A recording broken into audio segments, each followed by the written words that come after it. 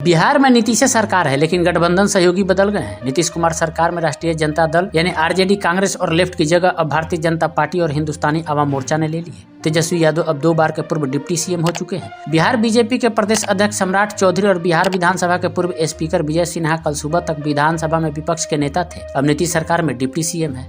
ये दोनों ही नेता नीतीश कुमार के खिलाफ काफी मुखर रहे हैं और अब इन्हें नीतीश कुमार सरकार में डिप्टी सीएम बनाए जाना चर्चा का विषय बन गया है। बीजेपी के इस कदम के मायने क्या है? नीतीश कुमार के लिए बिहार की जनता के लिए क्या संदेश है? बात इसे लेकर भी हो रही है। सम्राट चौधरी और विजय सिन्हा को डिप्टी सीएम बनाने के कदम को कोई ओबीसी और सामान्य वर्ग के वोटों के गणित से जोड़ रहा है, तो कोई नीतीश सम्राट की जोड़ी के जरिए लौ कुश समीकरण मजबूत करने की कवायद बता रहा है। नीतीश कुमार कुर्मी जाति से हैं और वही सम्राट कोयरी जाति से। दोनों ही जातियां पिछड़ा वर्ग में आती है और नीतीश की सियासत का आधार भी यही समीकरण रहा है। सम्राट को प्रदेश अध्यक्ष बनाया गया था, तब भी चर्चा थी कि बीजेपी ने नीतीश का लौ कुश समीकरण तोड़ने की कोशिश में सम्राट को प्रदेश अध्यक्ष बनाया है। अब जब सम्राट को डिप्टी सीएम बना दिया गया है, तब फिर से लौ कुश समीकरण की चर्चा है। लेकिन क्या बात बस इतनी सी ही है? सम्राट चौधरी और विजय सिन्हा दोनों ही नेताओं की पहचान नीतीश कुमार के धुर विरोधी रही है। सम्राट चौधरी तो अपने सिर पर बंधे रहने वाले मुरेठा को लेकर यह तक कहते आ रहे थे कि तभी खुलेगा जब नीतीश कुमार को मुख्यमंत्री की कुर्सी से हटा लेंगे। विजय सिन्हा के स्पीकर रहते सदन के भीतर सीएम नीतीश कुमार के साथ तल्खी चर्चा में रही। तब नीतीश कुमार एनडीए की ही अगुवाई कर रहे थे। साल 2022 में नीतीश कुमार विधानसभा में स्पीकर विजय सिन्हा पर ही बरस पड़े थे और तेज आवाज में कहा था, आप इस तरह से हाउस चलाएंगे, हम ऐसा नहीं चलने देंगे, आप गलत कर रहे हैं। विजय सिन्हा ने भी इसे विधायिका के अपमान से जोड़ दिया था और साफ कहा था कि हम ऐसा नहीं होने देंगे। स्पीकर और सीएम की तल्खी के बाद विधानसभा की कार्यवाही 3 दिन के लिए स्थगित करनी पड़ी थी। नीतीश के एनडीए से नाता तोड़कर महागठबंधन में जाने के बाद बीजेपी ने विजय सिन्हा को विपक्ष के नेता का दायित्व दे दिया था।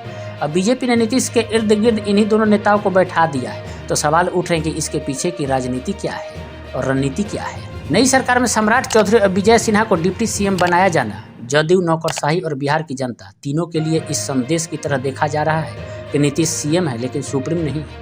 बिहार के वरिष्ठ पत्रकार ओम प्रकाश अस्क ने इसे लेकर कहा कि इन दोनों नेताओं को डिप्टी सीएम बनाया जाना इस बात का स्पष्ट इशारा है कि बीजेपी ने नीतीश कुमार को सीएम भले बना दिया हो, वह सुप्रीमेसी नहीं देने वाली। यह एक तरह से नीतीश की घेराबंदी है जिसे वह अपनी मनमानी नहीं कर सकेंगे। नीतीश की एनडीए में वापसी के बाद बिहार बीजेपी के बड़े से लेकर छोटे नेता तक सभी यही संदेश देने की कोशिश करते नजर आए कि सरकार एनडीए की नीतियों पर चलेगी।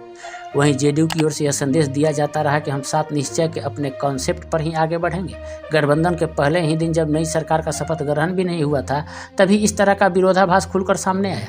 एनडीए के घटक लोक जनशक्ति पार्टी के प्रमुख चिराग पासवान सात निश्चय के धुर विरोधी रहे। सम्राट चौधरी और विजय सिन्हा को डिप्टी सीएम बनाकर बीजेपी ने यह संदेश देने की कोशिश की है कि सरकार उसकी शर्तों पर चलेगी। गृह मंत्री अमित शाह ने कुछ दिन पहले एक समाचार पत्र को दिए इंटरव्यू में नीतीश कुमार की एनडीए में वापसी के सवाल पर कहा था कि अगर उनकी ओर से प्रस्ताव आता है तो विचार करेंगे। अब जेडीयू की एनडीए में वापसी हो चुकी है। नीतीश कुमार की ओर से इसे लेकर प्रस्ताव दिया गया या जेडीयू को बीजेपी ने अप्रोच किया, ये दोनों दलों का शीर्ष नेतृत्व जाने, लेकिन बीजेपी की रणनीति यही संदेश देने की है कि वही आए हैं, हम नहीं गए। इसका बड़ा उदाहरण नीतीश के सीएम के इस्तीफे से लेकर बीजेपी के समर्थन पत्र सौंपने तक की प्रक्रिया में भी देखने को मिला। दरअसल नीतीश कुमार चाहते थे कि बीजेपी अपने विधायकों का समर्थन पत्र दे दे और उसके बाद वह राज्यपाल को मुख्यमंत्री पद से अपना इस्तीफा सौंप दे। दूसरी तरफ बीजेपी पहले इस्तीफा और फिर समर्थन की बात पर अड़ी हुई थी।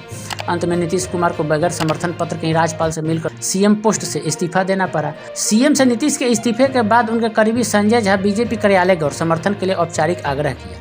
बीजेपी विधायक दल की बैठक हुई और इस बैठक में जेडीयू को समर्थन देने का औपचारिक फैसला हुआ। सम्राट चौधरी विधायक दल के नेता चुने गए, विजय सिन्हा को उप नेता चुना गया। यह तय था कि बीजेपी और जदयू का गठबंधन होगा, फिर भी यह औपचारिकता निभाई गई। बिहार बीजेपी अध्यक्ष सम्राट चौधरी से लेकर पार्टी के तमाम नेता भी यह संदेश देने की कोशिश करते नजर आए कि संजय झा समर्थन मांगने आए थे। उनके आग्रह पर बिहार के हित में जेडीयू को समर्थन देने का फैसला लिया गया।